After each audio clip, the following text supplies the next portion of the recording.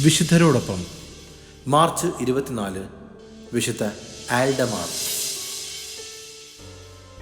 മൃഗങ്ങളോട് അത്യധികം വാത്സല്യം പ്രദർശിപ്പിച്ചിരുന്ന വിശുദ്ധ ആൽഡമാർ ഇറ്റലിയിൽ കാപ്പുവ എന്ന പ്രദേശത്ത് ഭൂജാതനായി.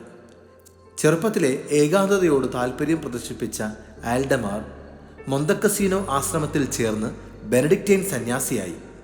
അക്കാലത്താണ് കാപ്പുവായിൽ ഒരു കന്യകാലയം ആരംഭിച്ചത്. അതിൻ്റെ ഡയറക്ടറായി ആൽഡമാർ നിയോഗിക്കപ്പെട്ടു. മഠം അതിവേഗം പുരോഗമിച്ചു. മാത്രമല്ല, ആൽഡമാർ അവിടെ പല അത്ഭുതങ്ങളും പ്രവർത്തിച്ചു.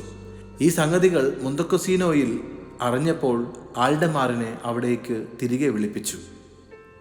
മൊന്തക്കസീനോയിൽ താമസമാക്കിയതിന് ശേഷമാണ് ആൽഡമാർ ബൊക്കിഞ്ഞാനോ ആശ്രമം ആരംഭിച്ചത്. മറ്റ് പല ശാഖകളും കൂടി ആരംഭിച്ച് വിജയപൂർവ്വം ആപത്ത് ജോലി നിർവഹിച്ചുകൊണ്ടിരിക്കുമ്പോൾ അദ്ദേഹം തൻ്റെ നിത്യസമ്മാനത്തിനായി ഇഹലോകവാസം വെടിഞ്ഞു.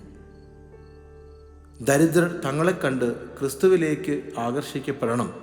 അവർ അവിടത്തെ തങ്ങളുടെ വീടുകളിലേക്ക് ക്ഷണിക്കാനിടയാവുകയും വേണം.